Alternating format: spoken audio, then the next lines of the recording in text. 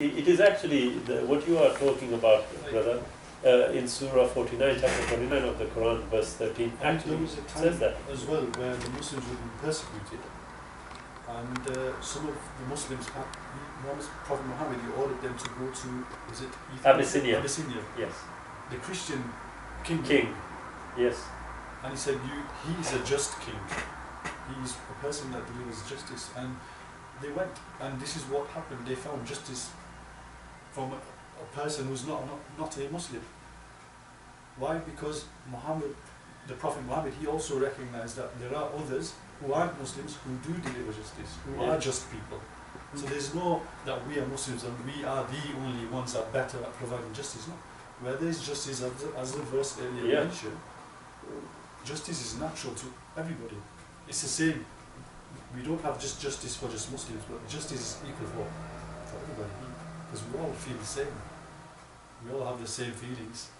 So it's equal. It's absolutely all over, throughout. Yeah. But like I said, some of the statements in the Quran, if you assess them carefully, you find it is actually acknowledging a certain state of affairs. As I was pointing out, when it talks about humanity as a whole, it actually, in the Arabic terminology, it actually says, Ya ayyuhan nas. It's addressing the whole of humanity. The Creator is addressing directly the whole of humanity. And I find this strange because it seems to be only the Quran that actually has this sentence where directly humanity is addressed. But it goes on to say, we have created you into nations, tribes, so that you may respect each other and not despise each other. Verily, the ones that are the, if you want to use the word superior, the most just amongst you are the ones that are the closest to the Creator. In other words, the ones that are putting into practice everything the Creator has told them, they are the ones who are near to the Creator. They are the ones that you should look up to. Now, there it is explicitly acknowledging the fact that if you have one standard, well, it can only be a standard if there are going to be other standards. Otherwise, it wouldn't make any sense to have a standard like that. If, as a human being, you look up to people who are righteous, you can't get that any better. If I look up to Michael Jackson, I'll want to become very fair-skinned. As an example, God rest his soul, I said this in inverted commas, I'll get shot by Muslims if I say something like that. Yes, but the fact is, if I wanted to emulate somebody, I would try and be like them. A fellow was so mad about Superman, one day, he got drunk, he climbed up onto the car park and he jumped like Superman. He seriously thought he'd fly flat. He survived, so it was good. Yeah, but we usually emulate people for what they are. We will look at somebody and think, I want to be like him. Yeah? The Muslim is told, if there is an example you want to follow, then it is the man Muhammad. Now, if you look at his life story, it is strange, yeah? In the context of what you said, yeah, in terms of class, he one day was going somewhere and he noticed an old lady struggling. She was putting things. So off he went and he told the old lady, look, you are having difficulty, can I help you?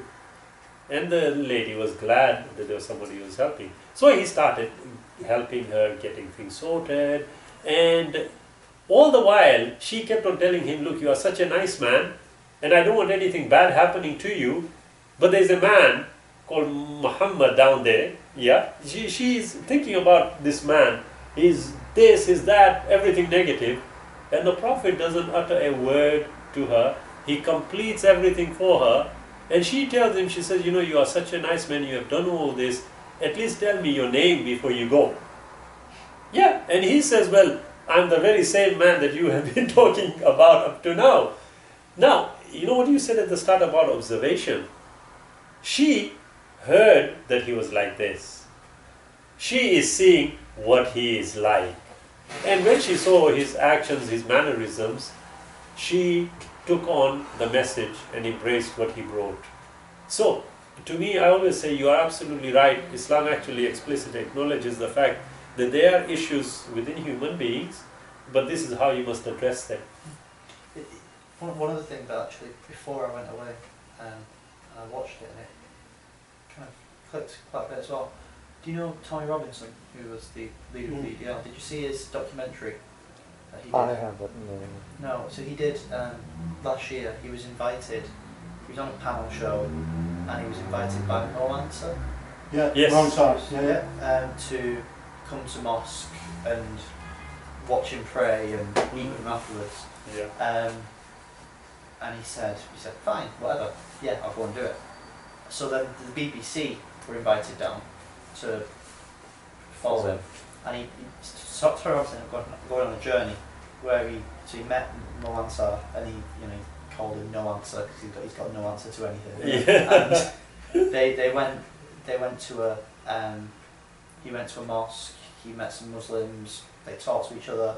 Mo Answer went to an EDL meeting, which started off quite fiery, but then he got a chance to explain and talk to him, and eventually Tommy Robinson kind of was putting up these walls, and he was like, I don't want to get involved with Muslims, and Mo Answer was putting up these walls saying, I think he's a bit racist, that there's only certain things I'll do, and they weren't really working. Then Majid Nawaz came in from the Quillian Foundation, and he eventually Tommy Robinson renounced That's right. the EDL and joined Quillian, and he said he's actually come out and said, the reason I started the EDL was, and he's become very apologetic for what happened with the EDL. He says the reason I started it is because I had these genuine fears about Islam and about what Islam was and what Islam is and what it would do to this country.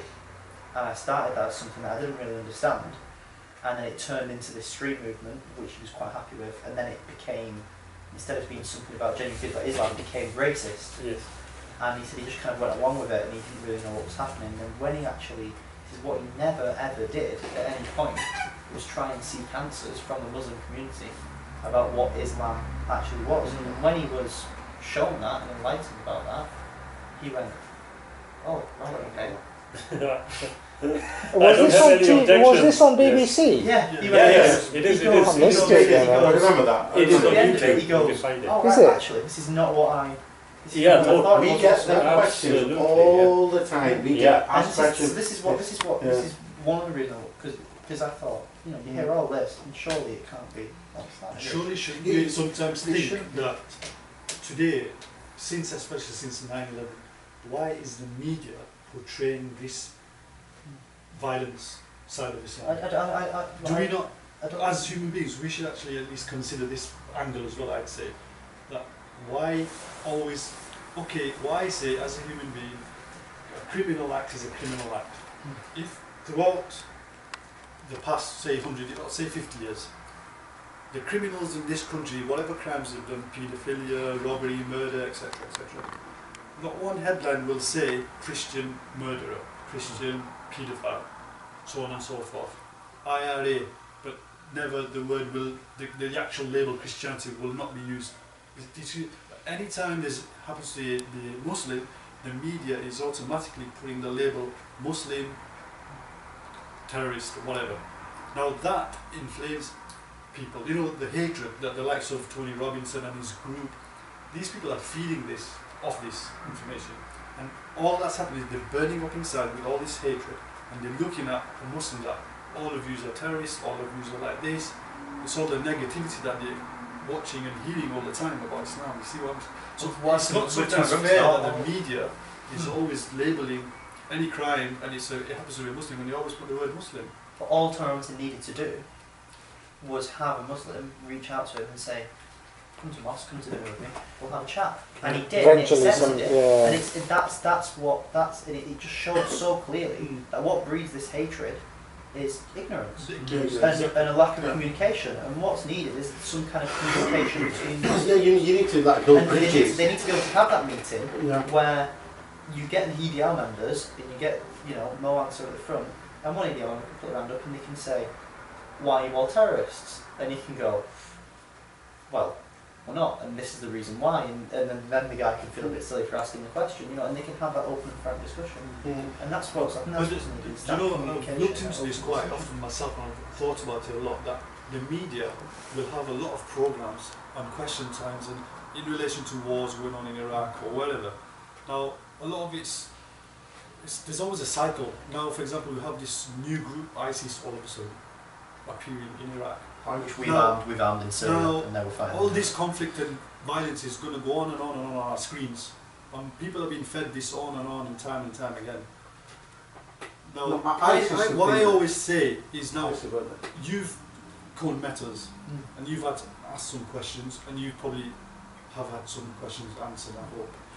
But now, there's many people out there who have these questions, but aren't given that opportunity, and they are not given that opportunity. What I say is on a level where in the mainstream media, for example, we won't have a speaker like, say, for example, Shabir, be allowed to come on and express his point of view to a particular matter. And it doesn't happen. I've never seen it really happen, where the media will give it a fair chance to have one person say his viewpoint, and a Muslim person will say, no, Islam, from an Islamic perspective, no, it's not like this, it's X, Y, and Z. We will never have this discussion on mainstream media, so surely we should also consider that as well. Why is it doing this? Why? Who's controlling this? Who is actually putting this agenda, whatever it may be, forward? Who's fooling the masses to say the second invasion of Iraq, Colin Powell and his crew said Saddam had weapons of mass destruction, here's the evidence, yet 10 years later it turns out to be untrue. So then they fooled the masses at that time in order to go into Iraq for the second time, this is what I'm saying. But it was on lies, based on lies. But yet they presented it as evidence. So now, today they are turning around and say, well, we did go off false. Basically, it was lies. Saddam never had weapons of mass destruction.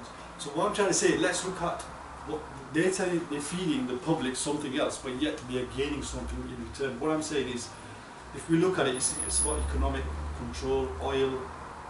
Rwanda, millions died, butchered to death. Why did the West and the civilized world not go in and intervene?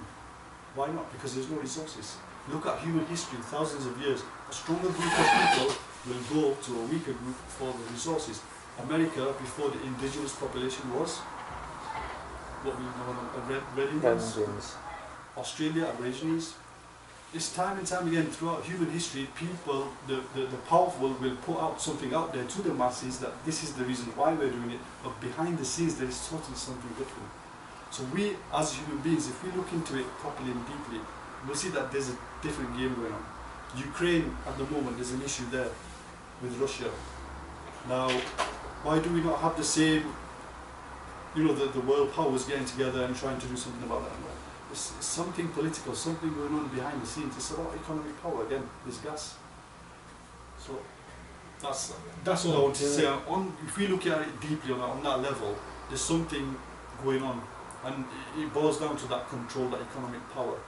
If there was no oil in the Middle East, like I say, Rwanda, there was nothing to gain. There's no resources. People were butchered to death until it just got out of hand, and in the end, the United Nations had to kind of put a stop to it. But this weekend there was the protest. Was it this weekend running the protest for the new mosque?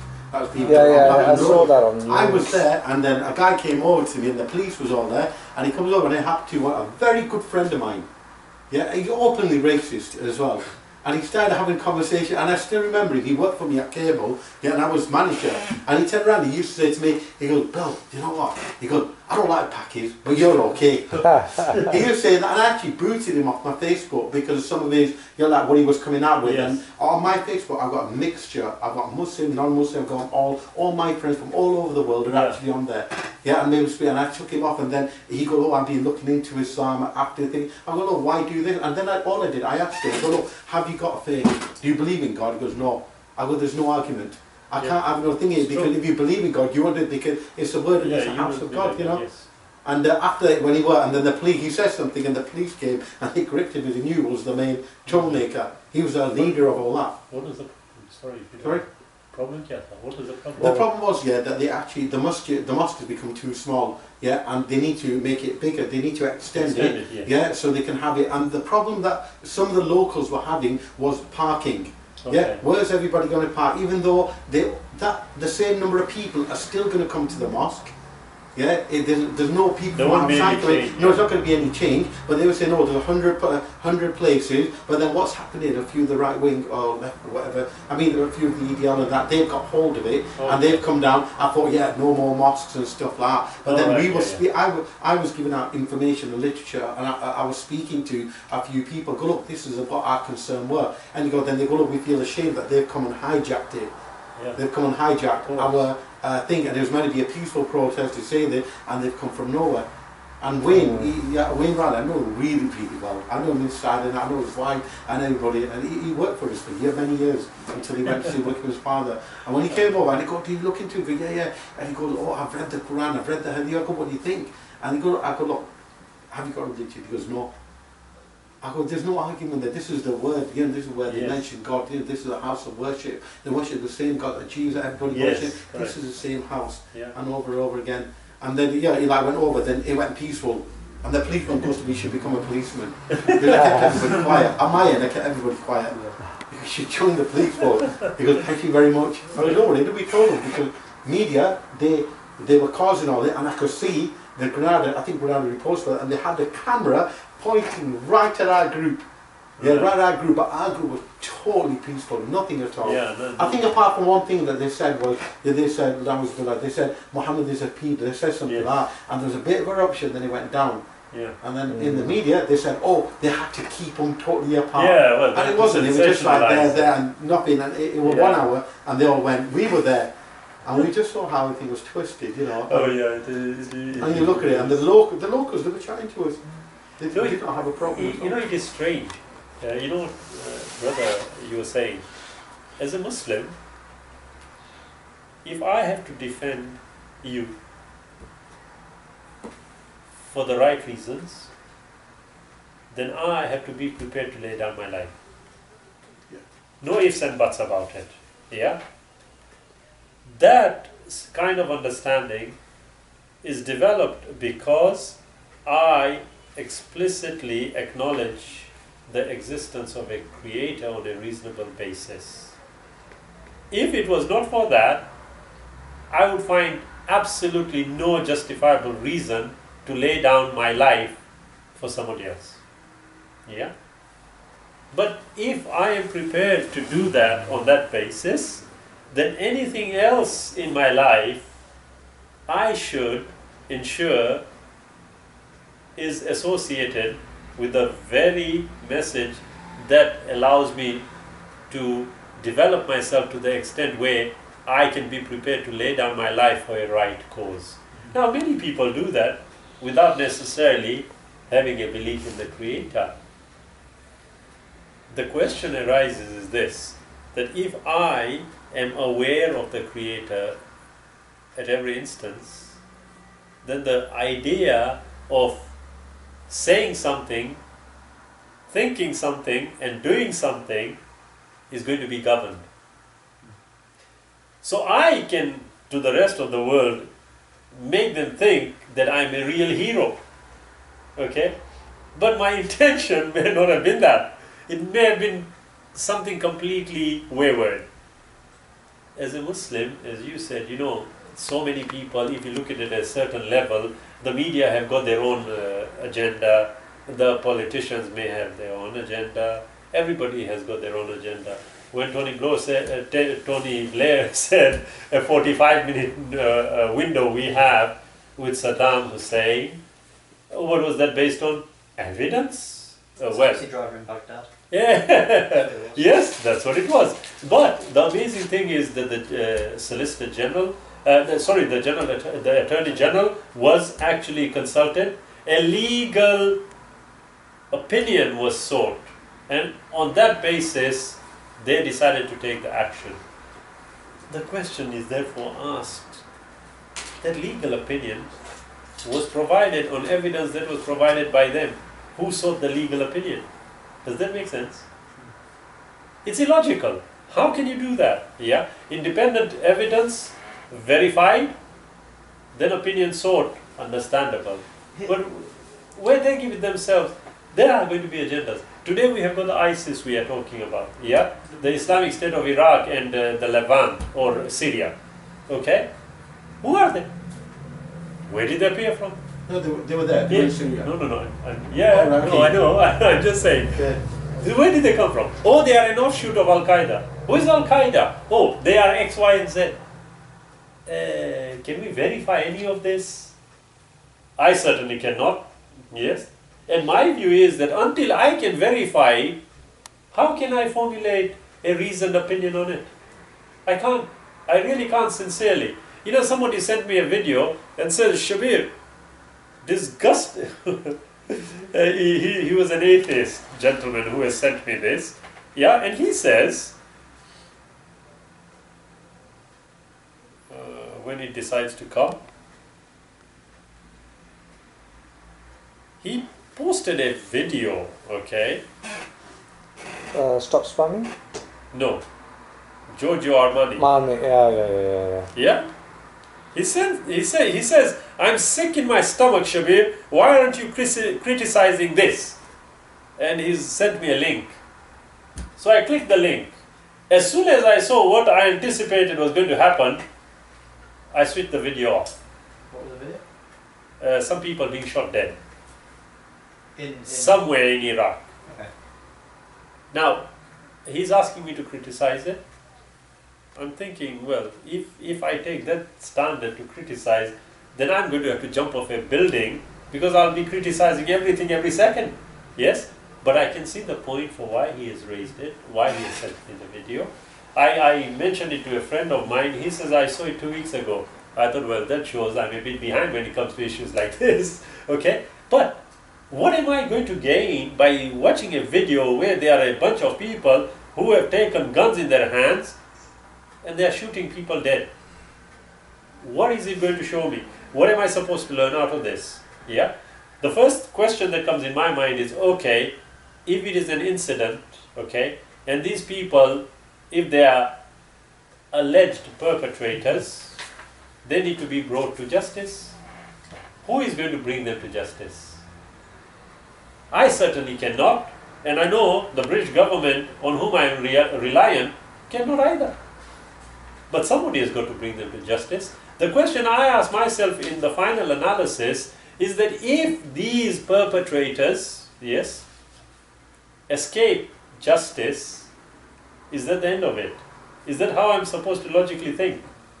Because my atheistic mindset is telling me that once I die, everything is finished. Yeah? But then my mind, my logical mind is telling me, that's not fair. You are telling me that a person can kill, butcher people, drop dead, and hey presto, everything is fine. It's just not making sense to me. But I can understand his position when he sent the video. There are many people vying for many things. And you know what? Our reliance would be on the Creator. Yes. We have to work forward. Like I said, to build this mentality up to the stage where I have to be prepared to let my life go, which was given to me in the first instance, for the sake of the being that gave me the life in the first instance. I shouldn't have a problem.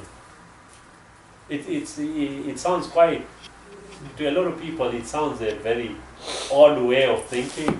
I'm saying it is actually the most logical way of thinking. As soon as you have reasonably acknowledged the existence of a Creator. Without that, as the brother said, there's nothing to discuss, is there? Yeah. What time is it, Bilal?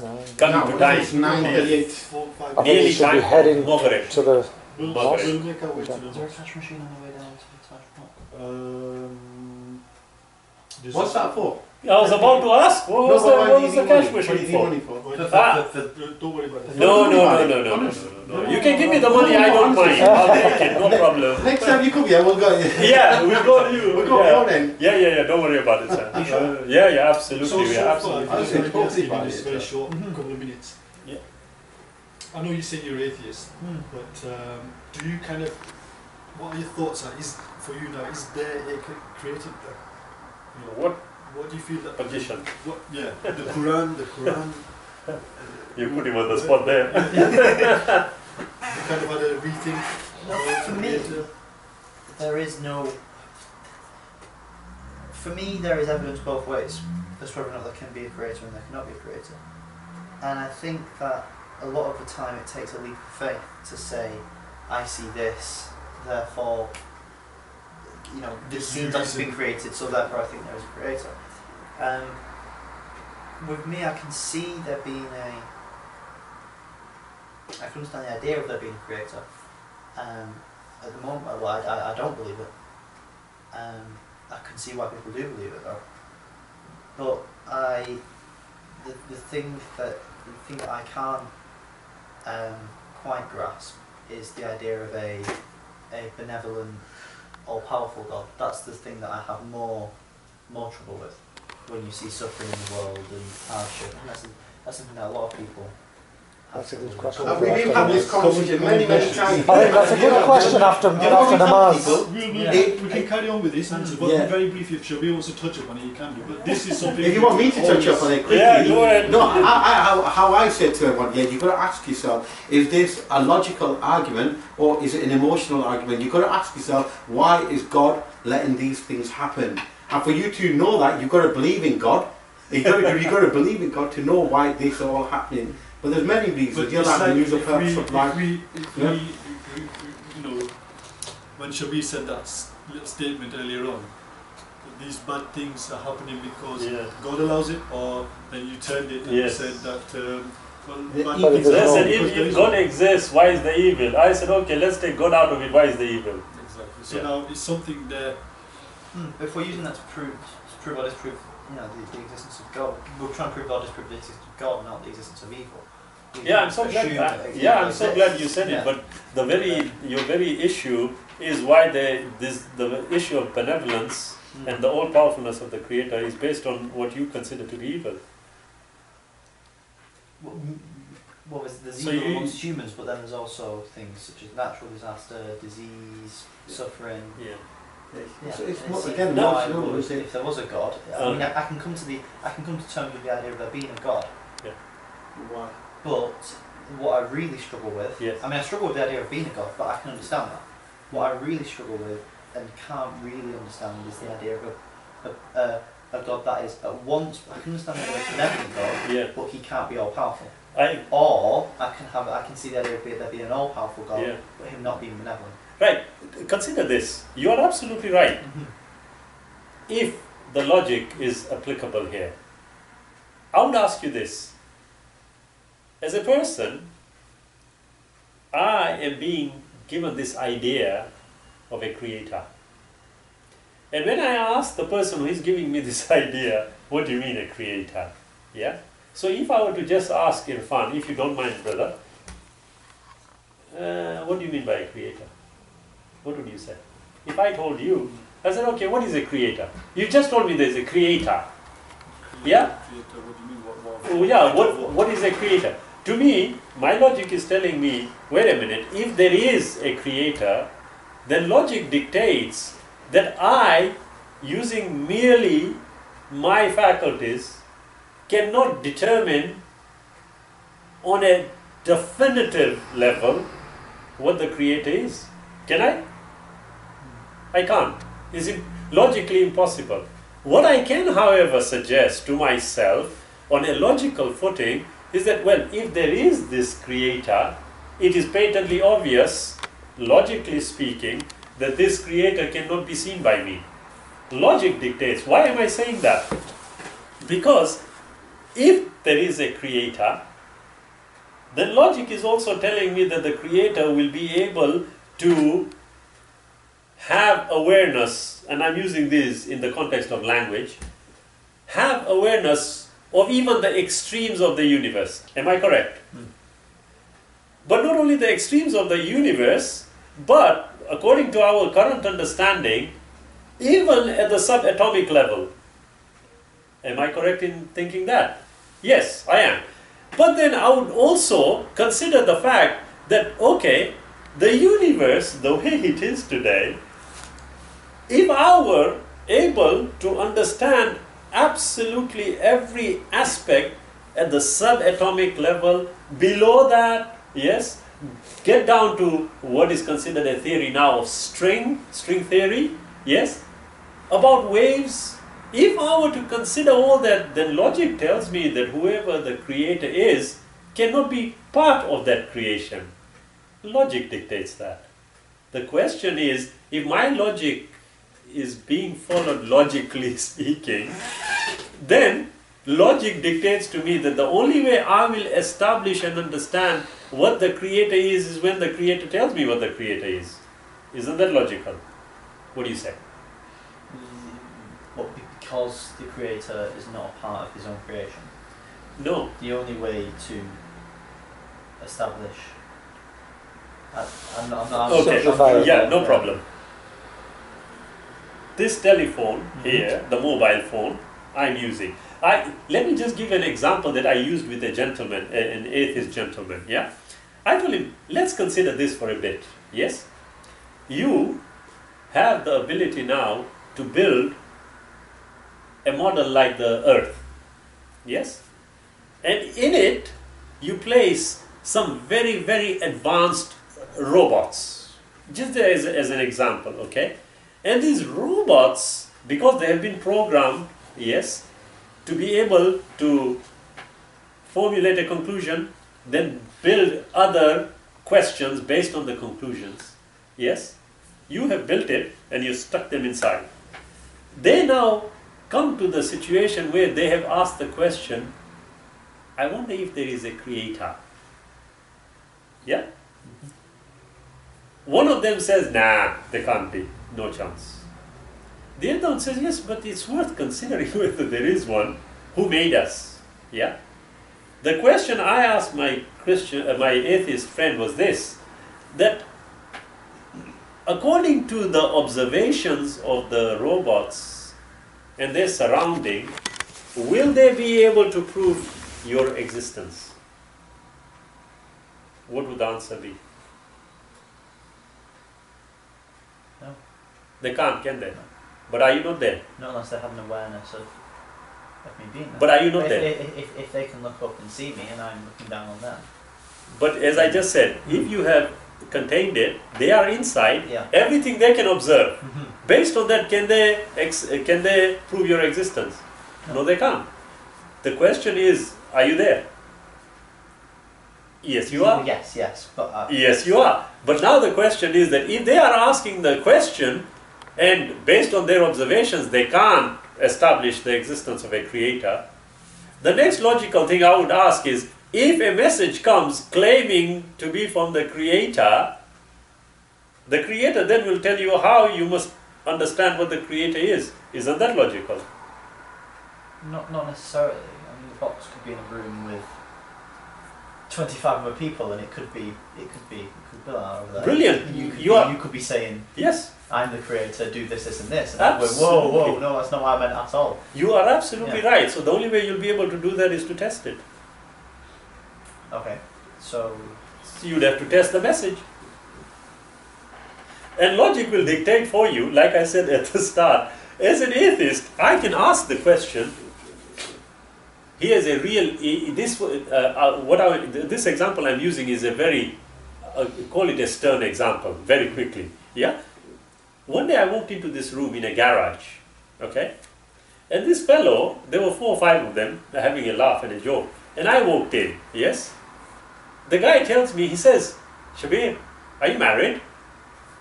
I said, no, I'm not. Great. I said, why? He says, well, you can sleep with any woman you want. I said, okay, I'll start with your wife.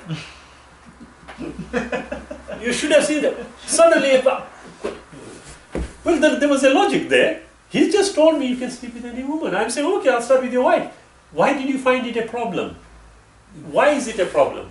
If I were to take this, yeah, and I take it to the extent of what you would call pure reasoning, like Immanuel Kant, yes, if I were to say on a purely reasonable basis, there shouldn't be any problem me sleeping with his wife, should there? not from what you said. Yeah. Why should there be? And if somebody comes to me and tells me, well, you know what, in this country there is such a thing as a reason for divorce, adultery. I said, yeah, but these are all man-made, yeah, for the benefit of society, which I don't want to subscribe to anyway. Can I still sleep with your wife? They'll still say, no, I want to know why. Okay? Now, you take it to that level, you find, as you said, rightly so, Well, why can't there be many gods? It's a question, isn't it? Yeah? Well, or we would have to find out whether the Quran addresses that also. Any question, as I said, and I put this as a standing challenge also to you, my friend, you take the challenge of the Quran and it will bring you to where you need to be, logically concluding that there is a creator. But as Irfan also said, you know, if you approach it in the proper context, yeah, I can guarantee anyone, and my brother here, he knows that I'm quite radical in this, because I say, look, logic, reason are very, very good. But in totality, you need logic, reason, and revelation. That will make you who you are and what you are doing on earth. Like I was telling a lady, she said, Shabir, you said that there is a God. All I have done is suffered in my life, she says to me. I said, okay, what do you mean when you say you have suffered? I've never had any money, I've never had a good house, I've never had a good car, I've never had good clothes. I said, okay, so are you judging that as the primary basis for what you consider to be suffering? She says, well, yes. I said, okay, so if there is a child next to you, starving to death, and you have ample food, but you just think you need whatever class A food is, yes? And the child is dying of starvation, who is in a better position? Well, she naturally said, well, I am. So I took her through a series of steps, and I proved to her, using her own reasoning, she is in a brilliant position. But if you convince yourself that is a standard, yes, then you have a problem. You know, like I say about the Creator, if the Creator is saying, if there was more than one Creator, you would have had destruction and nothing else. Well, logic should ask you this. If the Creator is saying that, why is He saying it? And how is it logically possible? Well, ask yourself this. Just look around. When you talked about weak nations and strong nations, yeah? When you have got two opposing powers, what happens? Almost inevitably there's a disagreement that takes place. I'm just talking on a human level. But we know that it is logically impossible for there to be more than one Creator. If we appropriately use the words that we understand commonly, then logic dictates there cannot be more than one Creator. But logic also dictates that there cannot not be a Creator. Did you just follow that? There cannot not be a Creator. That's logically impossible, especially if you take everything into consideration. And when I use the word everything, I'm not talking literally down to the subatomic particle, but what we can observe and what we can reason through our observations. And as I pointed out, the Creator we cannot see.